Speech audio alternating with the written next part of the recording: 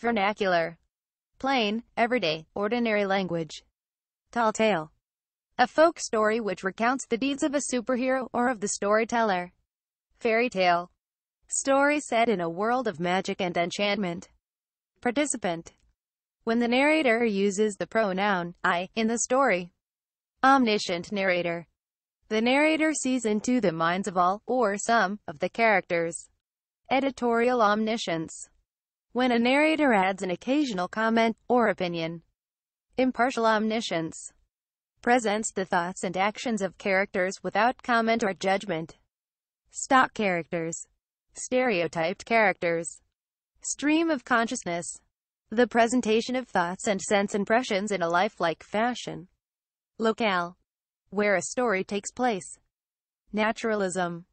Fiction of grim realism where the writer observes human characters, seeing them as products and victims of environment and heredity. Flat character. A character who has one outstanding trait.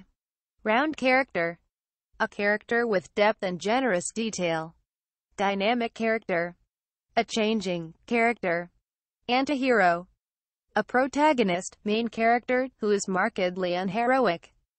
Morally weak, cowardly, dishonest, or any number of other unsavory qualities. Gratuitous act. A deed without cause or motive. Allusion. A reference to some famous person, place, or thing in history, in other fiction, or in actuality. Conventions. Usual devices and features of a literary work by which we can recognize its kind. Sentimentality. A defect in a work whose writer seems to feel tremendous emotion and implies that we too should feel it. Bildung's Roman novel. The kind of novel where a youth struggles toward maturity, seeking a consistent worldview or philosophy of life. Picaresque novel. Life story of a rascal, a rogue, a picaro. A picaresque novel follows the episodic adventures of this picaro. Ironic point of view. A sharp distinction between the narrator and the author. Allegory. A story in which persons, places, and things form a system of clearly labeled equivalents.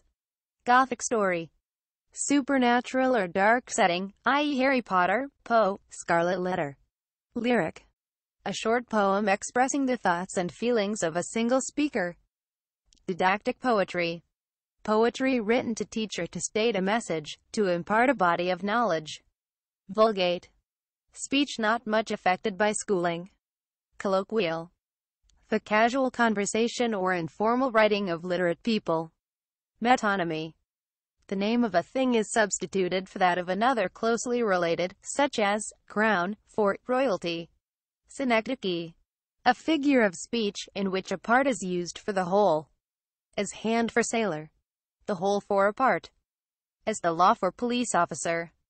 The specific for the general, as cutthroat for assassin, the general for the specific, as thief for pickpocket, or the material for the thing made from it, as steel for sword. Euphony. When the sound of words working together with meaning pleases mind and ear. Cacophony. A harsh, discordant sound. Ubiquitous. Being or seeming to be everywhere at the same time. Consonants. When rhymed words or phrases have the same consonant sounds but a different vowel. Sagacious. Possessing or showing sound judgment and keen perception. Prosody. The study of metrical structures in poetry. Meter. When stresses occur at fixed intervals, iambic pentameter, for x. Slack syllable. Unstressed syllable. Ascetic. Leading a life of self-discipline and self-denial, especially for spiritual improvement, think Stephen Dedalus. Scansion. The art of scanning a line of poetry by indicating the stresses in it. Anapestic.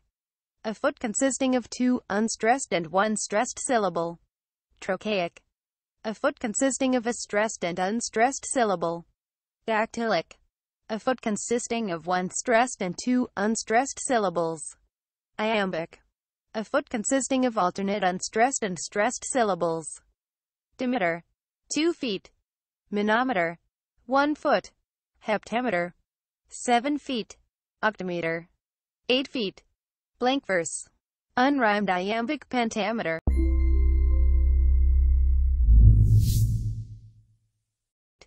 Blank verse. Unrhymed iambic pentameter. Antithesis. Balancing words, phrases, or ideas that are strongly contrasted, often by means of grammatical structure. It can't be wrong if it feels so right. Epigram. A short poem ending in a witty or ingenious turn of thought, to which the rest of the composition is intended to lead up. Free verse. Poetry in open form. Cull. To pick out from others, select. Garrulous. Wordy, rambling. Conventional symbols.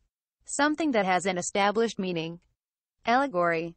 A description in which persons, places, and things are employed in a continuous system of equivalence. Parable. A brief narrative that teaches a moral, usually allegorical. Parody. When a writer imitates and pokes fun at another. Pathos. A description that can move us to laughter. Pasquinade. A satire or lampoon. Soliloquy. A dramatic monologue. Basal. Of primary importance, basic. Hamartia. A character's flaw, weakness in character, or transgression. Catharsis. Purgation. The phenomenon of feeling better, not worse, after witnessing a tragedy. Reversal. Peripety. An action that turns out to have the opposite effect from the one its doer had intended.